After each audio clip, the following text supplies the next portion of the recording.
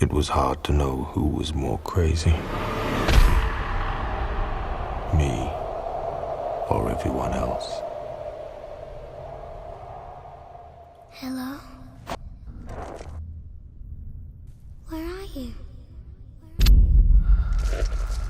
Where are you now? Here they come again, worming their way into the black matter of my brain. Help us, Max. You promised to help us. I tell myself, they cannot touch me. They are long dead.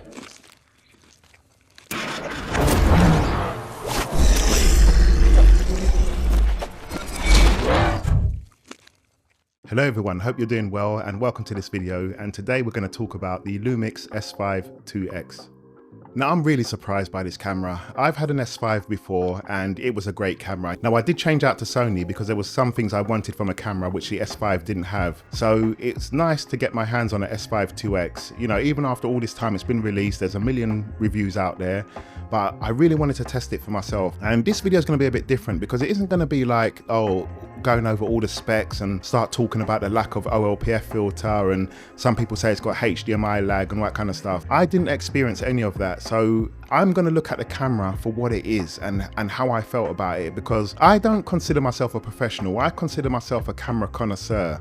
So I want to call myself a camera connoisseur because I believe that if I pick up a camera and shoot with it for an hour, I know if the camera's good or not, good for me or not, I should say. That doesn't necessarily mean it's going to be good for you, but I just think, you know, I know whether this camera will work in weddings, in films and all that kind of stuff. And the Lumix S5iiX, man, damn, the camera blew me away. And I'm glad I can speak positive about it, because last time I spoke about Panasonic as a company, not the camera, but the company, the Lumix gang, they came out in force for me, mate.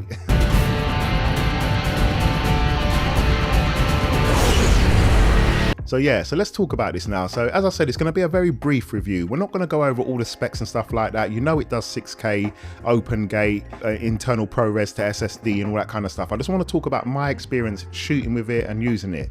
So we're going to break this down into 4 categories, and that is the build, usability, image quality, and autofocus. So the build. The build is typical of what you'd expect from Panasonic. It's absolutely fantastic. It is made of good quality plastics, some metal or magnesium in there, and overall it just feels sturdy and solid. I would say it's more suited to photographers, obviously because it's a hybrid, but you know, it's got some fantastic video features in there and it looks super professional. The way that they've blacked it all out now is just absolutely amazing. You know, everything looks great blacked out, whether it's Darth Vader or Knight Rider.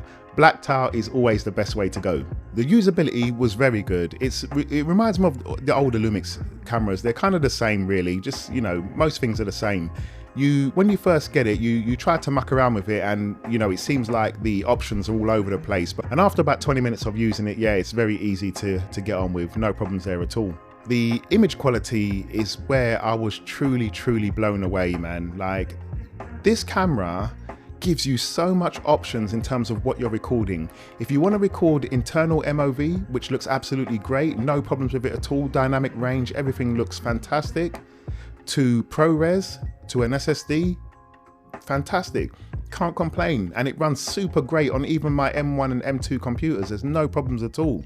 And then we go to our favorite, which is braw. The braw 6K is absolutely stunning. Now that's what we recorded the whole of the intro sequence in, and yeah, I just loved grading it. It was rich, it was detailed, you could push it around, really, you know, mangle those colors, but it didn't do any banding or anything weird like that. Absolutely fantastic. And when I compare that to say my FX3, I only have the choice of internal codecs, and then we can go to ProRes RAW, which I don't use ProRes RAW. ProRes RAW is useless to me because I don't use, you know, Final Cut, and I don't want to be converting anything. So having all of those options in the Lumix S5 is absolutely fantastic. Then the final thing is autofocus. Now, this was where it was a bit hit and miss, because on the first day we tried the autofocus, it couldn't really see me. I put my face in the shade and then came out into the light and it couldn't really see me. It kept on losing me, like, which was really odd. Then when I put the cameras on a tripod, and then it's kind of like I had to jog the camera to get the autofocus to wake up,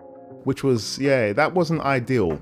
On the second day, it actually worked a lot better though. I don't know why, I'm not sure, it was still in the same frames per second, everything else, but I don't know why it worked a lot better. If I compare that to the Sony FX3, and they both had the same lens, the Sigma Contemporary f2.8 28-70. They both had exactly the same lens, but the Sony didn't miss a beat. Now that's not to say Sony doesn't have its problems, because it does. They all do really, but Sony out the box is just absolutely fantastic. Whichever mode you're in, it will pick up your face. So yeah, I would like to play around with that a bit more just to see how reliable it is, you know, and maybe test it with a few more lenses.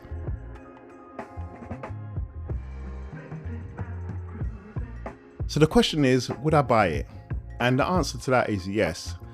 When we took the Lumix S5 and the video assist and the Sigma lens, that's all we had to record those Mad Max scenes, and I think they came out fantastic. And looking at the images, I knew that I could use those for whatever kind of project I wanted to, whether it's a film, corporate, wedding, it doesn't even matter. Absolutely amazing. You know, we made so many mistakes, man, and like I even dropped his video assist on the floor and it had like a little mark on it. And it just makes me think that, you know, we come with all this stuff and, you know, give it all that big boy talk, that big boy professional talk, but we all still make mistakes here. But, you know, I just think about when you've got a bit of gear that you love that doesn't cost too much money, but then can still punch well above its weight. I think there's something special in that, and you can't knock it. There's no way you can knock it, because if someone had an FX6 or a Lumix S5 and there's a massive difference in terms of price in those, I think you could equally get, you know, as good footage. Like, if you knew what you're doing with the camera, you'll smash it with that. So yeah, that's my kind of thoughts on it. And would I buy one? Absolutely, and I'm actually thinking of buying one because it would work well with my B4 lens. The Super 35 crop in 4K down to 4K would be fantastic. My FX3 doesn't do that because it doesn't have a 6K sensor, it's only a 4K sensor. If it crops into Super 35 mode, it can only do 1080.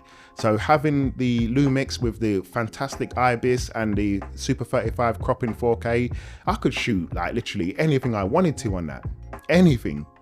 So yeah, fantastic camera, and you might actually see me with one in the future. So guys, I know that wasn't in depth on specs and stuff like that, but I hope you enjoyed the video and stay tuned for the next one. Later.